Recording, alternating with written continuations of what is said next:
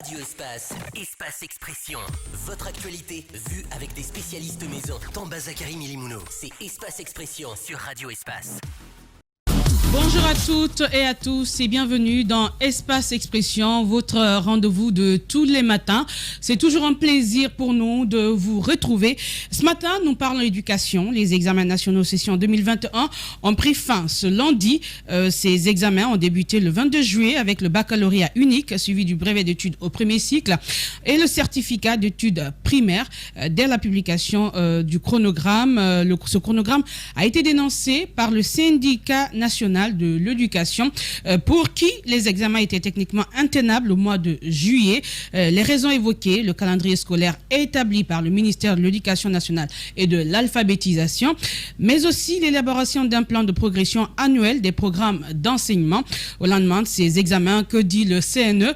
Les craintes formulées ont-elles eu des impacts sur le processus ou bien Dr Bano avait bien raison de choisir le mois de juillet conformément aux instructions du chef de l'État? Un corps syndical accusé d'avoir saboté le processus. Qu'en pense le syndicat national de l'éducation? Ce matin, nous recevons Michel Balamou. Il est le secrétaire général du SNE. Et l'éducation, il en sera également question avec notre second invité, qui n'est autre que Guillaume Hawing. Il est chef de centre. Avec lui, on parlera des primes, mais aussi du déroulement. Encore une fois, bonjour et bienvenue dans Espace Expression. Vous aurez la possibilité, n'oubliez pas, de vous prononcer sur Twitter avec le hashtag EspaceX. Et surtout, dans la deuxième et dernière partie, vous pourrez vous prononcer sur ces examens qui sont terminés. Une année exceptionnelle en raison du Covid-19. Quelles sont vos remarques? Qu'est-ce qui n'a pas marché selon vous? Et comment remédier à tous nos problèmes dans le secteur de l'éducation? Vous aurez la parole au 620 28 65 65 ou au 620 28 69 69. Bienvenue et merci d'être avec nous tous les matins. Bonjour Daouda Mohamed. Bonjour Mafouri Bangoura, bonjour à tous les collègues et à tous nos auditeurs et téléspectateurs. Bonjour Mohamed Ali. Bonjour Maf et bonjour à tous qui nous écoutent en ce moment. Je sais qu'on n'y a pas fait allusion, mais il faut te rappeler qu'il y a quand même une colonie de chasseurs traditionnels appelés Donzo qui ont débarqué dans la ville de Gawal hier. Oui, effectivement, ça fait peur parce que les Donzo, rien que par leur accoutrement, ils font peur à la population. Lorsque c'est une colonie, c'est une succession de plusieurs chasseurs qui arrivent dans une ville, ce ne sont quand même pas des élèves ou des étudiants, c'est des chasseurs. Normalement, les chasseurs, c'est dans la brousse, ils chassent des gibiers là-bas. Quand ils viennent en grand nombre dans une ville où ils n'ont jamais été, comme Gawal, parce qu'on y a parlé de l'or, et que le représentant à Gawal dit qu'il est venu sous instruction de son président qui se trouve à Conakry, je pense qu'il faut interpeller, parce que ce n'est pas encore affirmé. Il paraît qu'ils sont venus pour sécuriser certaines zones, et je me demande ça ne leur revient pas. Mais la question se pose, parce qu'aujourd'hui, si on pose le débat sur les chasseurs, on a l'impression que après les militaires ou même avant les militaires, ce sont eux. Rappelez-vous, ça fait remous à Conakry ici. Rappelez-vous, à Sigiri, ils ont tiré sur un gendarme, il n'y a jamais eu de punition. À Kouroussa, ils sont allés non contents d'un jugement, ils ont créé des problèmes là-bas. Donc, dans toutes les villes, les chasseurs, les donzos notamment, ont cette réputation sulfureuse. Et ce n'est pas qu'en Guinée. Au Mali, ça existe. Rappelez-vous, en Côte d'Ivoire, ils ont cette renommée. En Sierra Leone, vous les connaissez aussi. Donc, lorsqu'ils prennent de plus en plus de place, surtout avec le régime du président Alpha Condé, on se demande s'il n'y aurait pas un pacte entre ces chasseurs traditionnels qui, à mon avis, était un regroupement d'intérêts, c'était un groupe d'intérêts tout simplement, parce que les vrais donzos, on les connaît, vers la Haute-Guinée, ils ont quand même des valeurs, ils ont une éthique, il y a des règles à suivre pour devenir chasseur, et quand tu l'es, il y a des règles à suivre, notamment lutter contre l'injustice dans le Manding, ça on le sait, mais puis ceci est un regroupement d'intérêts politisés qui prennent de plus en plus de place dans la sécurisation des différentes zones, ou plutôt des différents intérêts des personnes qui sont haut placées et dont on ne parle pas. À Gawal, il faut faire attention. À Gawal, il faut faire attention tout simplement parce que ça risque ça risque de créer des problèmes avec des populations à cause de l'or. Je tenais à le dire. Bonjour Alphonse Mara. Bonjour Mafoudia, bonjour à tous. C'est vrai qu'il est prévu d'en parler, justement, peut-être aller directement avec ça, justement, puisque Mohamed Ali l'a évoqué. C'est quand même, moi, la question depuis hier, c'est, mais pourquoi? Qu'est-ce que ces donzos font à Gawal? Pourquoi faire exactement? Moi, je ne m'en prends pas aux donzos, je m'en prends aux autorités sécuritaires. En fait, le ministère de la Défense existe pour la sécurité du territoire de nos frontières. Le ministère de la Sécurité existe pour la protection des citoyens en interne. Si tout ce mécanisme ne suffit pas, ces mécanismes institutionnels ne suffisent plus, je ne sais pas pourquoi on doit faire recours à une force privée. Parce que, comme Mohamed Ali l'a dit, la confrérie cette confrérie d'Onzo, c'est une confrérie de chasseurs en Haute-Guinée. C'est cette confrérie qui a pour mission traditionnelle de lutter contre l'injustice. C'est des chasseurs. Comme on dit, c'est des hommes d'honneur. Ils ont un code, et leur code, c'est lutter contre toute forme d'injustice. Mais ce qui est en train de se passer... venir sécuriser un espace... Non, ce qui est en train de se passer ne relève pas des donzos. Exactement. C'est là où il ne faut pas se tromper. Ça ne relève pas des donzos. En fait, ça, c'est un recours à un service de sécurité privée. Parce que des donzos ne sont pas censés quitter d'une ville à une autre pour venir sécuriser un site. À moins que ça ne soit une stratégie pour venir aussi se faire de l'argent. On trouve... Non, mais même ça, c'est une escroquerie. Voilà. En fait, c'est une escroquerie qui ne doit pas se permettre dans un pays. On a le ministère de la Sécurité pour faire quoi? L'armée a été déployée dans cette zone minière pour sécuriser les sites. Alors, à quoi sert l'armée si on doit faire débarquer des donzos dans cette ville? Et souvent, ce que les gens ne calculent pas, ou ceux qui décident de ces initiatives souvent tordues, ce qu'ils ne comprennent pas, c'est qu'il y a cette culture dans chaque zone. Dans la zone où ils sont allés, les gens n'ont pas l'habitude de les voir. Et quand vous ne connaissez pas quelque chose, ça devient une menace pour vous. Donc, il ne faut pas que... Aujourd'hui, il est urgent que le ministère de la Défense et le ministère de la Sécurité prennent des dispositions utiles pour ne pas que les populations qui vont les recevoir soient hostiles à leur venue. Et dès que ces gens-là vont manifester une certaine hostilité, ça va créer un conflit. Et ce conflit sera entretenu par nos autorités. Parce qu'on ne peut pas permettre que dans un pays où il y a un ministère de la Défense, où il y a un ministère de la Sécurité, que des individus partent sécuriser un site. En Guinée, on n'a pas cette liberté de sécurité privée comme aux États-Unis. Aux États-Unis, il y a cette latitude de faire recours à des services de sécurité privée qui s'arment, qui se forment à ces fins-là. Mais en Guinée, on n'a pas ça. Et c'est des chasseurs. Il n'y a pas de gibier dans ces zones minières. Ou c'est l'or qui va être leur gibier. Non. Il faut que l'État trouve un moyen de ramener ces gens d'où ils viennent. Ce n'est pas de leur rôle. À retourner simplement comme ils l'ont fait. À un moment donné. Et qui doit le faire? C'est l'État qui doit leur faire ça. Il faut qu'ils retournent de là où ils viennent. Et deuxièmement, il faut que la confrérie des chasseurs, les donzos, ces hommes d'honneur, se désolidarisent de ce qui est en train de se passer. Parce que ça pourrait bien affecter la crédibilité de cette confrérie. Ça l'est déjà, je pense, depuis un certain temps. Donc, parce que quand il y a eu les événements politiques, on a vu les manifestations à Conakry, on les a vues à Conakry. Les manifestations à Conakry. Il y a eu beaucoup de critiques. Donc aujourd'hui, il faudrait bien que cette confrérie trouve un moyen de laver son image. On ne peut pas se permettre d'utiliser cette confrérie respectable qu'il y avait dans cette communauté de la Haute-Guinée, en faire un service de sécurité privée. Ce n'est pas une milice. Donc, le ministère de la Défense et le ministère de la Sécurité, qu'ils prennent des mesures urgentes pour ne pas que les populations de Gawal manifestent une quelconque hostilité à ces gens. Parce que ça pourrait conduire au pire. Il n'est pas normal que les donzos se retrouvent aujourd'hui à Gawal au motif qu'ils sont venus sécuriser. Moi, je parlerais tout simplement des hommes armés accoutrés d'une manière, si le mot existe, d'une manière qui fait peur tout simplement dans les villes. Mais parce que quand on parle de donzos, on parle d'une autre confrérie. On va revenir à Tian Mohamed Ali. Oui, Daouda. Bon, moi j'ai simplement les larmes aux yeux quand j'apprends cette autre façon de se comporter ou de faire dans une république. Les donzos, je sais pas, bon, comme vous le dites, je prends avec vous qui joue le rôle de lutte contre l'injustice, mais je ne sais pas que je suis pas sûr que ce soit leur mission. Ils ont leur, c'est une confrérie, certes, mais ils ont pour mission de chasser, de nourrir, et du fétichisme parfois, de guérison et autres. Ça, on le sait en eux. On a vu, à un moment donné, cette ampleur de Donzo a commencé du côté de la Côte d'Ivoire. On sait ce que ça donnait de ces côtés, parce que les Donzo sont intervenus même dans les exactions, dans les tueries, dans la guerre même, il faut le dire. Dans la crise. Et en Guinée, je crois cet esprit est encore en train... on a pensé qu'il s'était endormi, mais il se réveille, il existe encore. Vous l'avez rappelé, pendant les élections ici, en 2010, on a vu les Donzo à Conakry. En 2015, on les a vus à Conakry. En 2020, on les a vus à Conakry. Comme pour dire qu'ils sont en train de tout abandonner, qui soit leur mission dans leur confrérie, pour être aujourd'hui plus politique que les politiciens. Et le président de la République, je me dis qu'il se sentirait bien de voir de telles choses ou de telles méfiances s'installer entre les Guinéens.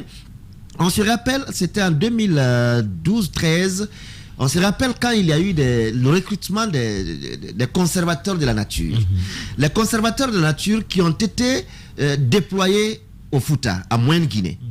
On a vu les interprétations qui ont suivi. Il y en a qui sont allés jusqu'à dire que ce sont des milices que le président a formées pour aller envahir la Moyenne-Guinée. Et aujourd'hui, ça a été tué. On a vu que c'était vraiment pour la mission de la conservation de la nature. Aujourd'hui, ce sont des Donzo dont on a connu ici certaines bavures à Conakry, à Nzérékouré, à Kankan, à Sigiri et même à Mandiana. Il faut le dire, tous les problèmes qui souvent naissent du côté de Mandiana, Balandougouba et autres, parce que ce sont des gens qui ont cette liberté de tenir, de porter l'arme et de tirer sur ils ont la gâchette facile. On sait que quand il y a une moindre confrontation entre des citoyens, parfois les militaires qui viennent pour les interventions, ils n'ont pas de mots à dire à ces chasseurs. Parce que ce sont eux qui ont le monopole, je vais le dire, le monopole de toute la vérité sur cette zone. Et que ce soit aujourd'hui cette confrérie, qu'on dévoie la mission pour l'amener du côté de Gawal. Et comme vous l'avez rappelé tout à l'heure, c'est quand même une communauté qui a certes des chasseurs, parce qu'il y a des chasseurs Peul, il y a des chasseurs d'Aranké et autres, mais ce n'est quand même pas de la culture de la Moyenne-Guinée d'avoir des Donzo qui envahissent comme ça la zone. Et que ce soit aujourd'hui, avec tout ce qu'on sait, toutes les idées qu'on a aujourd'hui de nos différentes cohabitations, qu'on ait des Donzo qui quittent la Haute-Guinée et qui viennent envahir une partie de la Moyenne-Guinée. Imaginez un peu, il a dit qu'ils viennent sécuriser les sites aurifères. Oui, mais c'est un envahissement de ce site. C'est un envahissement de ce site. Où est-ce que vous avez appris une fois que les Donzo ont été déployés à Sigiri pour sécuriser un site minier? Où vous avez entendu une fois que les Donzo ont été déployés à Kouroussa? Il y a eu des manifestations, des confrontations à Kouroussa récemment. Est-ce que vous avez entendu une seule fois que les Donzo sont allés pour sécuriser un site à Kouroussa? Il n'y en a pas. Même à Mandiana, où ils sont du grand nombre, parce que c'est encore un fief très reconnu pour cette confrérie, même à Mandiana, ils n'ont pas pour mission de sécuriser les sites miniers. Il y a les tombolements, il y a des gendarmes, il y a des policiers qui sont là, qui sécurisent les lieux. Mais qu'on dise aujourd'hui qu'on prenne les Donzo d'une zone où je ne sais, qu'on les amène à Kounsitel pour sécuriser les sites, comme si la Guinée ne disposait pas d'armée. Comme si la Guinée ne disposait pas de policiers, encore moins de gendarmes. Au micro de nos confrères de médias guinéens, il le dit clairement, c'est leur président sur le plan national qui leur dit d'aller là-bas. C'est quand même, c'est mon avis. Hein. Mais qui est ce président national? C'est simplement une stratégie pour mettre main sur ce site et pouvoir se faire de l'argent. Et qui sait, peut-être les autorités au plus haut sommet ne sont même pas informées de cela. Non. Non. C'est pas possible. Quand ils débarquent dans la ville, le préfet est informé. Non. Oui, On ne peut pas. Le préfet remonte l'information à sa hiérarchie. Quand il y a eu, Maf, excusez-moi de vous interrompre, quand il y a eu cet envahissement des chercheurs d'or du côté de Councitel, tout de suite on a vu qu'il y a eu des dispositions qui ont été prises par les gouverneurs au point d'ailleurs de les opposer, le gouverneur de la baie et celui de Bokeh. Ils ont pris les dispositions et ils ont fait ce qu'ils y avaient à faire. Mais qu'on dise aujourd'hui que les autorités ne sont pas informées, non. Parce les que autorités sont bel et bien informées et ce n'est pas leur président. Pourquoi je le dis? Parce que l'information de Média Guinée, selon ce qui est écrit, c'est hier, lundi, qu'ils sont arrivés. Donc aussitôt, peut-être ils débarquent, peut-être que les autorités sont même... Ils sont venus en colonie. Ils sont venus en colonie. Oui. Et ils ont dépassé des barrages. Qu'ils se déplacent en grand nombre d'un point A à un point B, qu'on n'arrive pas à les arrêter, à les stopper à un niveau pour leur demander où ils vont, pourquoi ils y vont, qui les a mandatés, et les mettre en demeure de retourner, ça veut dire que on n'est pas en sécurité. Bon, peut-être s'attendre à une solution aujourd'hui, dès aujourd'hui, Mohamed Ali. Le problème, c'est que moi, je pense qu'il y a un groupe influent qui ont des intérêts, ou qui veulent développer des intérêts à Gawal, composé de personnes influentes qui sont replacées au sein du gouvernement. Ça peut ne pas être le président de la République. Je suis d'accord. Mais ne serait-ce qu'une personne influente au sein du gouvernement donne l'ordre d'aucun préfet ne va oser le faire. Combien sont forts autour de lui. Ne serait-ce que le ministre de l'administration du territoire qui dirige les préfets, qui ont la responsabilité dont vous êtes en train de dénoncer, donc qui ont le pouvoir du président de la République dans leur circonscription. Si le ministre, par exemple, leur intime de ne pas les arrêter, ils ne vont pas les arrêter. Donc je pense qu'il y a des personnes influentes qui veulent développer des intérêts à ce niveau et qui justement, de par le biais politique, on veut impliquer les donzos. Je peux me tromper, mais jusque là officiellement rien n'a été dit de la sollicitation des donzos à Councitel. Rien n'a été dit officiellement. Tout ce qu'on peut dire, c'est que on suppose qu'ils viennent pour sécuriser un endroit déjà interdit d'exploitation par le président de la République. Ça déjà on le sait. Et on a ceux qui sont habilités à le faire. Donc la police et puis les gendarmes qui sont en train de sécuriser. Parfois même les militaires qui y sont. Donc officiellement on s'en tient à cela. Il faut dénoncer l'illégalité de l'action des donzos tout simplement. Peu importe qui les commandite ou pas.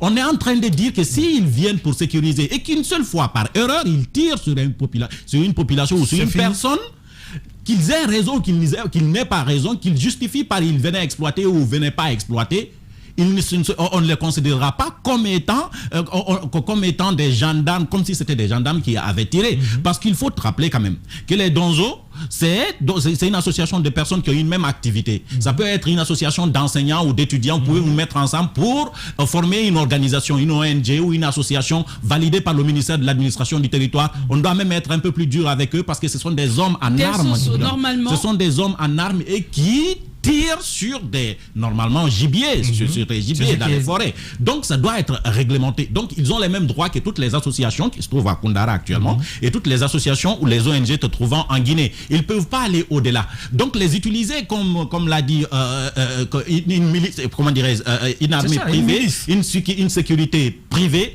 relève de l'illégalité parce que nullement dans la Constitution, ce n'est mentionné que nous avons des donzos qui pourront nous protéger en cas de nécessité. Nullement, ce n'est mentionné dans le code pénal. Dans aucune loi, on ne parle des donzos. Donc, du coup, c'est une association, tout comme une autre association, qui doivent être sanctionnées à la hauteur de leur forfaiture si jamais il y a forfaiture de leur part au niveau de Gawal. Il faut prendre garde pour ne pas que ça se flingue. Maf, moi, j'ai rapidement envie d'ajouter ça.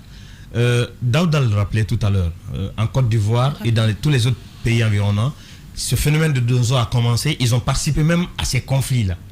Aujourd'hui, en Guinée, on considère les donzos qu'on connaît en Guinée, ce sont, comme il a dit, cette confrérie qui guérit, qui cherche et qui lutte contre l'injustice dans leur communauté. Non, c'est cette partie-là que... Non. C'est avec cette partie je ne suis pas d'accord avec vous. Ils n'ont aucun rôle de lutte contre l'injustice. Non, ça c'est dans leur communauté. Ils pratiquent par des pratiques mystiques. Ils participent à ça n'a rien à voir. Ils n'ont pas ce rôle, c'est là. Ce sont des chasseurs. Ce sont des chasseurs, des féticheurs, un point, c'est tout. Maintenant, je reviens à un facteur. Pas de lutte contre la justice. Je reviens à un facteur. Ils peuvent se sécuriser entre eux, mais se donner un rôle de sécurisation. Voilà. Public, qu'un lieu c'est ça, public fait. restreint. Maintenant, moi, ce que j'ai envie de dire, rapidement. les accoutrements qu'ils portent peuvent être achetés ou peut être acquis par beaucoup d'autres personnes. Vous pensez qu'il y a de l'usurpation peut-être? Non, pas de l'usurpation. Je suis pas en train de parler d'usurpation. J'espère que ce soit ça, que ce soit des gens qui aient porté des accoutrements de donzo, mais que s'il s'avère que c'est exactement des donzos qui ont fait cette action, il faut que le ministère prenne des mesures. En tout cas, comme Mohamed Ali l'a dit. Dès le début de ces événements à Koussintel, on a toujours entendu le ministre de l'administration qu'il se prononce également parce que il s'agit de sécuriser l'endroit et aucune entité n'a le droit de bénéficier des privilèges au détriment de la population. Et au-delà, si on veut régler, on règle pour tout le monde. Cette confrérie doit avoir une nouvelle réglementation parce que ce n'est plus une ONG simple, c'est des hommes qui détiennent des armes. Merci. Et il peut arriver que la gâchette qu'ils tirent sur des individus, c'est déjà arrivé. Donc il faut que le secteur désormais soit réglementé, soit par le département de la sécurité avec le ministère de l'administration, ou que des réglementations soient trouvées pour l'identification même des armes utilisées par les donzos. Merci Alphonse Mara, voilà ce qu'on pouvait dire sur ce sujet. Espace Expression se poursuit. Radio Espace Expression. Votre actualité vue avec des spécialistes maison. Tamba Zakari Milimouno. C'est Espace Expression sur Radio Espace. Les examens nationaux session 2021 ont pris fin ce lundi. Ces examens ont débuté le 22 juillet avec le baccalauréat unique suivi du brevet d'études au premier cycle et le certificat d'études primaires. Et dès sa publication, le chronogramme a été dénoncé par le syndicat national de l'éducation pour qui les examens étaient techniquement intenables au mois de juillet. Les raisons évoquées, le calendrier scolaire établi par le ministère de l'Éducation nationale et de l'alphabétisation, mais aussi l'élaboration d'un plan de progression annuel des programmes d'enseignement. Au lendemain de ces examens, que dit le CNE? Les craintes formulées ont-elles eu des impacts sur le processus ou bien Dr Bano a eu raison de choisir le mois de juillet selon les instructions du président de la République? Et puis un corps syndical accusé d'avoir saboté le processus, un corps syndical qui va devoir peut-être répondre à cette question. Est-ce que c'est avéré? Dans ce studio, nous avons notre invité. Bonjour, monsieur Michel Bellamou. Michel Pépé Balamou. Pépé Balamou. Ah, bonjour et bonjour à vos millions d'auditeurs. Merci d'avoir accepté notre invitation. C'est un devoir. Alors, Mohamed Daouda, pour la première question. Oui, la première question, quel bilan global peut-on tirer du déroulement de ces trois examens, baccalauréat unique, BEPC et le CEE? Bien, merci une fois de plus de l'invitation. Je pense que les examens sont l'aboutissement d'un enseignement-apprentissage qu'il va falloir examiner avec pincettes. Dans l'ensemble, nous pouvons dire que les examens se sont déroulés dans un climat de sérénité, de convivialité et de présence massive des élèves, des délégués, des surveillants à toutes les étapes de passation des épreuves de tous les examens. Et donc, nous saluons à sa juste valeur cette volonté manifeste du ministère de l'Éducation nationale à l'effet de faire en sorte que ces examens se tiennent malgré quelques imperfections liées à l'impréparation. Mais à l'arrivée, le train est arrivé à bord. C'est ce qui est important. Au nombre des imperfections. Oui, mais vous savez déjà que au nombre des imperfections, vous avez des candidats qui n'avaient pas de photos sur leur carte. D'autres ont été recalés parce qu'ils n'avaient pas de photos. D'aucuns aussi n'ont pas retrouvé leur centre d'examen. Donc tout cela était de nature à montrer en quelque sorte l'impréparation de ces examens. On va dire que ce sont les vous allez me permettre. Est-ce que ce dont vous venez d'énumérer est imputable au directeur ou au proviseur des écoles d'où viennent ces élèves ou au département de l'éducation qui organisait les examens? Vous savez, au niveau du ministère de l'Éducation nationale, on a comme l'impression que c'est un ministère des examens. Puisqu'à partir du mois de novembre, on commence à élaborer les listes et on continue jusqu'au mois de mai. Donc, dans l'ensemble, aucun processus ne se tient, sauf l'élaboration des listes, le toilettage, la correction.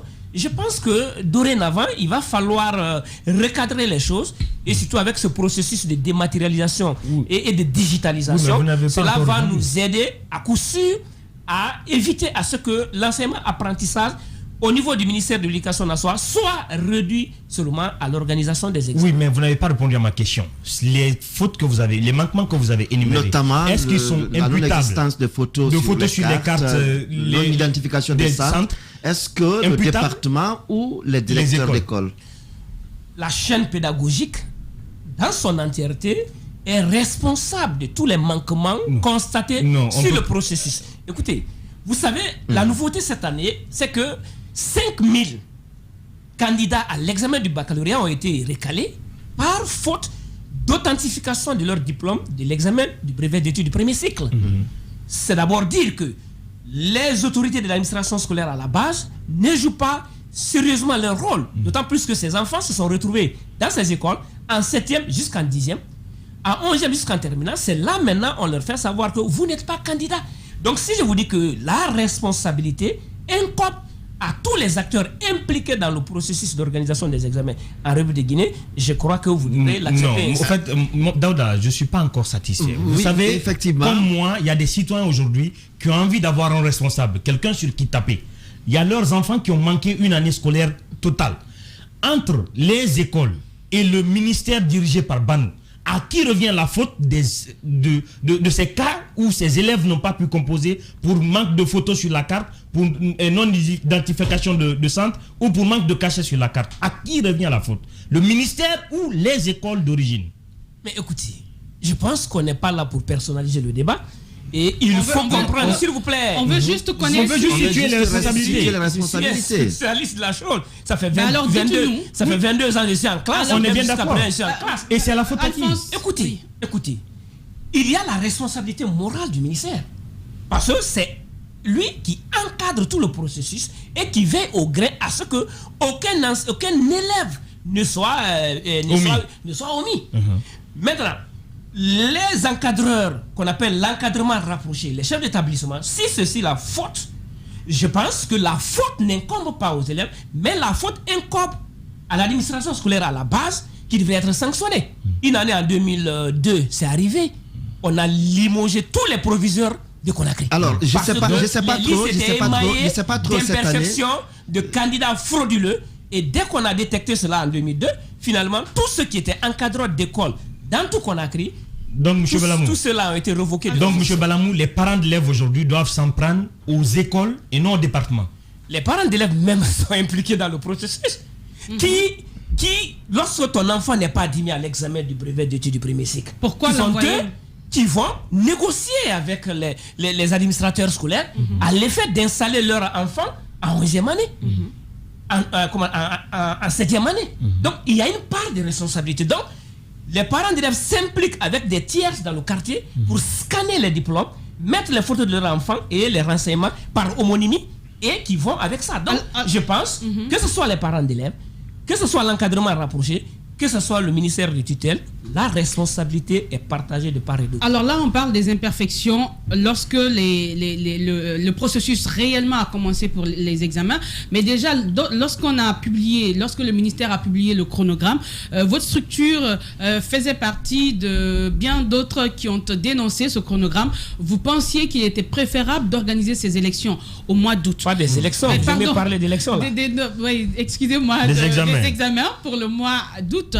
Est-ce que finalement vous donnez raison à Bano? Un calendrier scolaire obéit à une périodicité qui s'étend d'un point A à un point B. C'est pourquoi j'ai dit tout à l'heure que le processus de l'enseignement-apprentissage ne se limite pas seulement qu'aux évaluations. Je crois qu'il y avait les techniciens qui avaient élaboré un calendrier scolaire qui s'étendait du 1er décembre 2020 au 31 août 2021. Et dans ce calendrier, un plan de progression annuel a été donné aux enseignants qui ont reparti leur programme en fonction de cet emploi du temps. Donc si subitement, à 1 ou 2 semaines du mois de juillet, on nous dit qu'il faut organiser ces examens au mois de juillet, techniquement, et nous assumons que cela ne pouvait pas être tenable. En même temps, vous venez de nous dire que globalement, ça s'est bien passé. Je crois que je parle bien français et techniquement, c'est très différent. Techniquement, vous avez des techniciens qui travaillent, qui ont déjà élaboré un plan. Donc, ça veut dire que le plan technique qui a été élaboré ne pouvait pas être respecté. Ça, dans le biais. Peut-être administrativement et pour des volontés politiques, parce que n'oubliez pas que l'État, c'est une puissance publique. On va dire que l'État ce est travail- revêtu du manteau de la Oui, puissance publique. on va Même dire- si l'État on va- dit demain il y aura des élections, D'accord. il y aura des examens, demain, il y aura. Mais la manière dont ces examens vont se dérouler, Alors, c'est là où il faut s'interroger. il faut peut-être nous donner des réponses satisfaisantes. Techniquement, il y a eu un travail qui a été fait, donc qui tenait compte de certains aspects. Est-ce qu'au sortir de ces examens, vous remarquez des manquements qu'on aurait pu éviter si ce programme, selon les techniques, ce travail technique avait été respecté à la base? Absolument, absolument. Donnez-nous des exemples. J'ai parlé d'abord de l'impréparation, du fait que les gens certains n'avaient pas bénéficié de leur carte, certains élèves également n'avaient pas retrouvé leur centre. Donc il y a tous ces, s'il vous plaît, il y a tous ces facteurs qui montrent. Maintenant aujourd'hui, lorsqu'on prend, c'est que le département est obligé de réduire les centres. Comprenez? Il y a des endroits où les sujets sont arrivés en retard. Et c'était jamais vu, d'autant plus qu'il fallait attendre il y a des endroits où 2 heures après, et il lancement du sujet.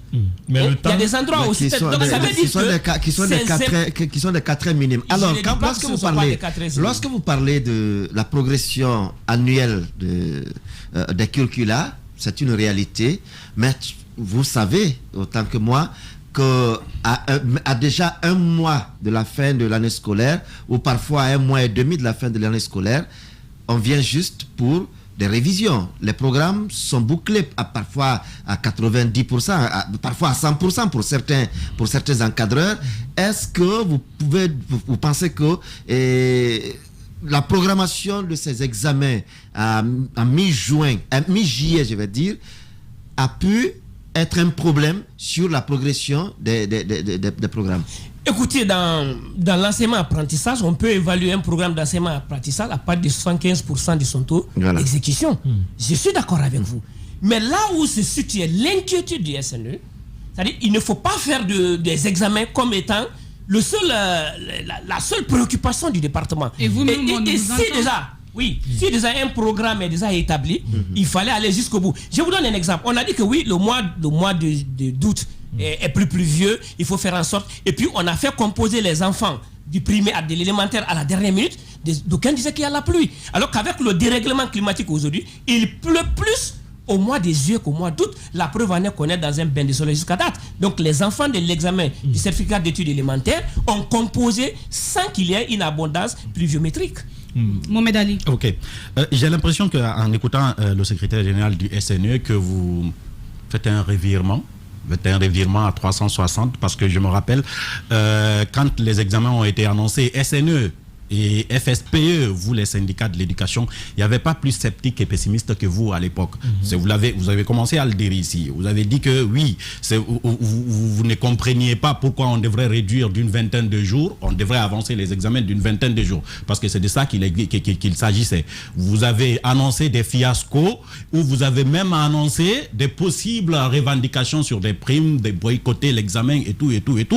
Je suis surpris quand même de vous entendre, M. Pepe Bala. Vous me dire ce matin que oui, fondamentalement, on a réussi, même si on déplore quelques aspects techniques. Et les aspects techniques que vous êtes en train d'évoquer ne sont pas propres à cet examen. Par rapport à l'année dernière, vous ne pouvez pas les comparer. Par rapport à l'année surpassée, par rapport à ces 10 dernières années, à l'organisation des examens de ces 10 dernières années, vous conviendrez avec moi que ça a été l'un des meilleurs examens. C'est pas moi qui le dis, il y a des statistiques qui l'ont dit. Il y a des statistiques qui l'ont dit. Donc, est-ce que vous ne vous êtes pas trompé au début et aujourd'hui, vous êtes en train de vous rallier? Parce que vous êtes quand même syndicat et le MENA a quand même réussi. Non, écoutez, j'ai pas la langue dans la poche pour faire un revirement comme tu peux le penser. Techniquement, je répète, j'insiste, je persiste et je sais que techniquement, ce n'est pas possible. La preuve en est d'abord entre... Ça a été possible ou pas? Écoutez, s'il vous plaît. Ça a été possible l'examen ou pas? du baccalauréat, il n'y a pas eu de jours de repos. Mais c'est pas obligatoire. Non, on a quand même eu aussi une année exceptionnelle. Ce n'est pas obligatoire. Pas une année exceptionnelle, il n'y a pas eu de grève, il n'y a pas eu de manifestation de tout. Non, il y a eu la Covid. Ça a démarré la Covid a suspendu. Le coronavirus n'a pas eu d'impact sur le 1er décembre jusqu'au non. Donnez-moi un exemple. Donnez-moi un exemple. L'exemple, attention, c'est pas quand est-ce qu'on a fermé, c'est quand est-ce qu'on a ouvert les cours. Normalement, ça devrait démarrer au début octobre. On a perdu 2 mois. Le calendrier qui existait, s'il vous plaît, on n'a pas perdu 2 mois du 1er décembre 2020 au 31 Ce sont août les- 2021, attendez, ça vous fait monsieur 9 mois, Pépé. 31 semaines. Oui, mais ça nous a Écoutez, quand même... d'où écoutez, se situe votre scepticisme. l'année scolaire s'étend normalement d'octobre en juin. Ça fait 9 mois, n'est-ce pas? Maintenant, lorsqu'on étend jusqu'à juillet et août, l'excédent, la perte du mois d'octobre et de novembre a été rattrapée avec le mois de juillet et d'août.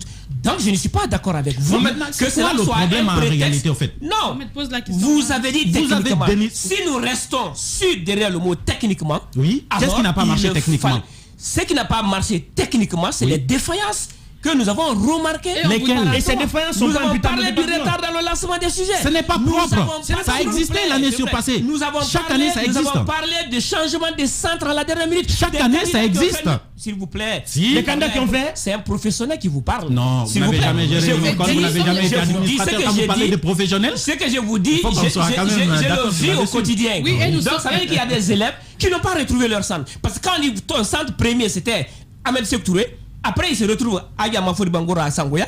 Donc, le temps pour lui de quitter là-bas et d'aller, c'était des problèmes. ça a Nous, été mais- fait. Ça a été fait, puisque vous êtes un professionnel, vous devrez le savoir. Juste, ça a été fait dans le cadre de la réduction des centres. On sait qu'il y avait tellement de centres fictifs que c'était des milliers qui étaient équipés, auxquels on donnait des délégués qui étaient primés, ainsi de suite. C'est dans le programme de réforme des centres qu'on a éliminé et des centres fictifs et on a condensé certains centres. Oui, c'est arrivé, mais c'est arrivé dans d'autres examens. Vous ne pouvez pas prendre ça comme une imperfection liée à l'organisation de ces examens, M. Pépé Balamou. Mohamed Ali, je ne sais pas ce que tu peux appeler imperfection. Non, mais c'est Je crois que le mot est très Mohamed Ali, moi, j'ai envie de imperfectionnement, comprendre. Vous dites comme si le imperfection, péché ce sont de les ces examens- dysfonctionnements. Moi, j'ai envie de. J'ai commencé par dire que globalement, ça a été une réussite.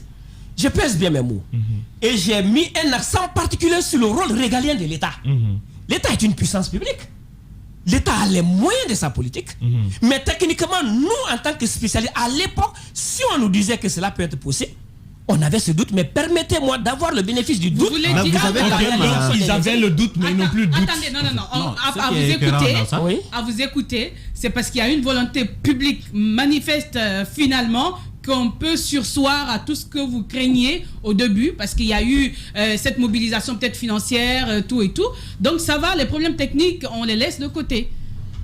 Bon, les problèmes techniques vont être notés dans les rapports synthèse qu'on va déposer après la proclamation Moi, définitive des résultats. moi, j'ai envie qu'on et ait je une crois vérité. que le mois arrivé, on fera un rapport synthèse et un D'accord. point de presse et vous serez suffisamment édifiés. Parce qu'à On date, voulait être édifiés on ne ce peut matin. pas, à date, on ne peut pas vous dire toutes les imperfections liées au secret professionnel de ce qui se passe à la correction, de ce qui se passe au secrétariat. Ok. Donc souffrez que je n'aille pas dans les détails, Ok. mais Ça je crois n'est- avec on- tous non, les Mohamed Ali, examens, s'il te plaît, Mohamed Ali, la proclamation de tous les examens, Ok. on se retrouvera et on tirera les Moi, j'avais juste conclusions. envie de dire, Allez, moi, allez. moi, ça me Moi, discrédite moi, j'ai- les examens. Non. Mohamed Ils Ali, ont annoncé le fiasco total, vous savez, ici, en fin de mois.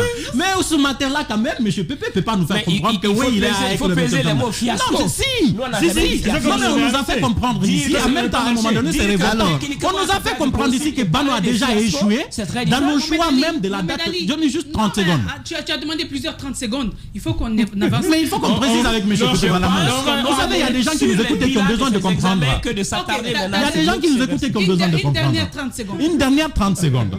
Ah, au début, lorsqu'on a dit les examens auront lieu dans la deuxième quinzaine du mois de juillet, ben on nous a fait comprendre que non, cette année, on va assister à des examens, mais il n'est dit jamais organisé dans le monde entier, dans le sens négatif, bien évidemment. Et on a même assisté à des trucs de boycott, et c'était les PP qui On en dirigeaient ça parle en tout même à temps. l'heure, justement, pardon. Mais juste tout au long du processus, on a parlé des syndicats.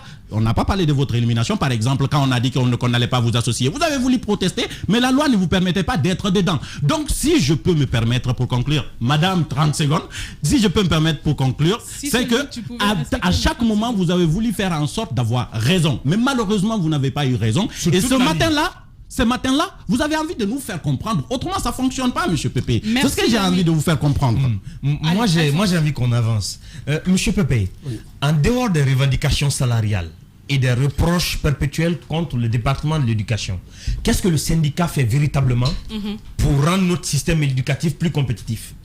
Écoutez, le syndicat national de l'éducation s'inscrit dans cette dynamique. Je suis très heureux que Mohamed Ali soit là. Par quelle action? Pendant la discontinuité des apprentissages, objectif 224, les enseignants ont travaillé à Synergie et sous le relais de l'Espace TV. Et que vous en soyez remerciés de passage. Donc, ça veut dire que le syndicat défend le travail, incite le travailleur, enfin ses intérêts matériels et moraux des travailleurs. Alors, Je vais revenir à une précision qui est très importante, la précision sur le boycott annoncé par les organisations syndicales. Je crois que les gens n'ont pas une grille de lecture très objective sur la notion. Nous avons été invités à l'atelier préparatoire des examens à l'INRAP. D'ordinaire, les secrétaires généraux faisaient partie soit de la supervision nationale de l'examen du baccalauréat ou de la coordination générale de l'examen du baccalauréat. C'est dans la salle, on nous a fait comprendre que cette année, les syndicats ne font pas partie, mais que d'attendre qu'ils vont voir ce qui est possible de faire. Nous avons dit, c'est la manière qui nous a choqués. Il fallait, s'il vous plaît, il fallait attendre au moins une semaine, 2 semaines à l'avance pour nous le signifier, que de nous le signifier dans la salle. Maintenant que cela est passé, nous, au niveau du SNE, nous sommes impliqués dans le processus. Pourquoi on vous a parce que nous savons, parce que les textes de loi ne prévoient pas la participation des syndicats. du syndicat dans l'organisation des examens. C'est une loi écrite en 2012 par Dr Ibrahima Kouroua qui a associé les syndicats. C'est un retour à la norme. C'est un retour à la norme que nous ne contestons pas. Parce que d'ailleurs, nous disons que nous ne sommes pas exclus. Parce que nous sommes un syndicat de l'éducation. Lorsque les enseignants sont pris, c'est nous qui sommes pris. Ils sont à la surveillance, ils sont à la correction, ils sont au secrétariat. Moi-même qui suis devant vous, je suis en situation de classe, donc je suis impliqué dans le processus. Pas en tant que syndicat, mais en tant qu'enseignant. Monsieur Bella, nous parlons des enseignants. Durant tout le processus, ce qui a été le plus dénoncé, c'est cette facilité qui a été observée chez les enseignants qui laissaient les élèves copier, qui prenaient de l'argent avec les élèves. Vous, au sein du syndicat, est-ce que vous avez... je n'ai pas posé la question, vous connaissez la réalité. Qu'est-ce que vous faites pour débarrasser la Guinée de cette pratique quand même qui ne peut pas aider? Oui, la fraude aux examens n'est pas seulement un cas spécifique à la République de Guinée, mais le Sénégal, vous l'avez vu, les images sur les réseaux sociaux, même la France, les gens parviennent à pirater même le système informatique des ordinateurs où on saisit les sujets. Et de fuite, même en France. Donc, c'est une guerre asymétrique comme on fait la guerre contre le terrorisme et le trafic de drogue. Mais je vais vous dire une chose, c'est que cette année, la lutte contre la fraude a été beaucoup plus réduite. Surtout par l'utilisation des détecteurs de métaux. Ah bon? Ça a permis de... Non, écoutez, il faut reconnaître ces avancées. Les détecteurs de métaux ont permis, dans une large mesure, je vous dis, dans une large mesure, de mettre main sur beaucoup de fraudeurs. Secondement, on a assisté au retour des anciennes pratiques avant que les réseaux sociaux n'existent. C'est-à-dire les comités de rédaction, des gens qui traitent, les professeurs qui traitent et qui font entrer. Donc, il n'y avait que quelques endroits où des professeurs ont créé des réseaux, des groupes WhatsApp. Mais groupes WhatsApp. Et les syndicalistes, vous êtes accusés pour ça. Vous voyez que les traités là sont nuls et de nul effet. Donc aujourd'hui, des enseignants doivent savoir qu'il y a une éthique et une déontologie. Mais à les la profession. syndicalistes que vous êtes êtes quand même accusés d'être derrière tout cela parce que vous avez annoncé votre engagement à saboter ou en tout cas à saboter le déroulement de ces examens. Est-ce que vous n'y étiez pas pour quelque chose aussi? Écoutez, le syndicat n'est pas l'opposant de l'État ni du gouvernement, plus forte raison du ministère. Nous travaillons, nous au niveau du SNE, nous travaillons avec le ministre Bano parce que nous pensons qu'il est sur les réformes. Vous avez vu le soutien que cela a suscité sur les réseaux sociaux. Il a bénéficié d'un soutien généralisé parce que certains ont compris qu'on est en train de le saboter. Et quelqu'un même l'a dit, si Bano échoue, ce n'est pas lui qui a échoué, mais c'est le peuple de Guinée qui a échoué. Donc, est-ce que vous reconnaissez ce sabotage de la part de certains syndicalistes? Oui, mais vous savez, le MENA, c'est le gros morceau des ministères de l'éducation. L'université, c'est 17 universités, 33 centres de recherche. Les écoles professionnelles, ça n'écrit pas. Pourquoi ça crie au MENA? C'est parce qu'il y a de l'argent. Organiser un seul examen, pour certains, tu as de l'argent, tu deviens riche. Donc, quand il y a problème au MENA, ça prend plus d'écho que lorsqu'il y a problème à l'enseignement technique. L'année passée, il y a eu des pertes de copies des étudiants de l'enseignement technique à Mamou, entre Mamou et Kindia. Ça n'a pas fait écho. Mais chez nous, dès qu'il y a un petit problème, ça fait écho. Oui, ça fait écho, mais ça n'a pas eu la même ampleur que lorsque c'est chez nous. Donc, je sais qu'il est dans un processus. Il est dans un processus de digitalisation. Si nous l'accordons ce temps pour qu'il ait cette digitalisation, je pense que la dématérialisation de tous les dossiers. On dirait que le ministre Bano vous a bluffé. Il est venu faire allégeance ce matin. Oui, en fait, c'est ça. C'est une main tendue à l'endroit du ministre pour dire Monsieur Balamou, est-ce que ce matin, par nos micros et nos caméras, vous tendez la main à Bano pour l'accompagner dans sa réforme. Non, mais il ne tend pas la main à Bano. Non, Il c'est ça. attrape le doigt tendu par Bano, mon frère. Mais c'est ce que M. Pépé Balamou est en Je n'ai train de pas faire ce matin. besoin de tendre la main au professeur Justement, Bano. parce que Je il y a suis déjà la enseignant main. en situation de classe depuis 22 ans. Donc je connais les problèmes qui minent le système éducatif. Et donc comme nous tendons vers les états généraux de l'éducation, je crois que le SNE va avoir des propositions, des mais pistes de solutions. pour le qu'on va SNE soumettre. qui- Le on SNE ne va pas est obligé s'étendre sur ça. de travailler avec Bano. On ne va Donc, pas parce que s'étendre nous sur sommes ça. des partenaires et non des opposants. On a justement besoin que le ministère fasse son travail et que les syndicalistes que vous êtes fassent leur travail, c'est tout. Justement, je veux revenir encore sur le rôle joué par les enseignants. Est-ce qu'au sein de la corporation, vous essayez de voir ce qu'il y a lieu de faire pour limiter, parce que ça a d'énormes dégâts sur le processus. J'ai écouté le témoignage d'une candidate. Elle se sentait frustrée parce qu'elle disait, tu passes toute une année, tu travailles dur, après tu te retrouves avec un enseignant dans la classe qui dit à tout le monde de copier. C'est comme si on te disait, non, ne passe pas toute l'année à étudier. Le jour de l'examen, vous aurez quelqu'un qui va vous faciliter la tâche. On a vu des enseignants qui ont été inquiétés parce qu'ils ont été rigoureux. Est-ce que vous, au sein de la corporation, vous faites le constat et puis vous faites l'autocritique pour quand même aider? Oui, c'est une question de reconversion des mentalités. Mais au-delà de cette question de reconversion des mentalités, il faut valoriser les primes spécifiques liées à la surveillance. S'il vous plaît. Si on ne touchait pas ça. Écoutez, je vous dis, lorsque vous donnez 420 000 francs à un enseignant, comment on appelle ça, de surveillant, alors que l'élève du privé, par exemple, des grandes écoles privées, qui vient donner 1 million, 2 millions, ça ne marchera pas s'il n'a pas... Où est la morale de l'enseignement? Attendez, S'il vous plaît, Michel Pépé, je suis en train de faire... excusez-moi. Je suis en train de Non, faire un constat. excusez-moi, je ne vais pas vous laisser avancer.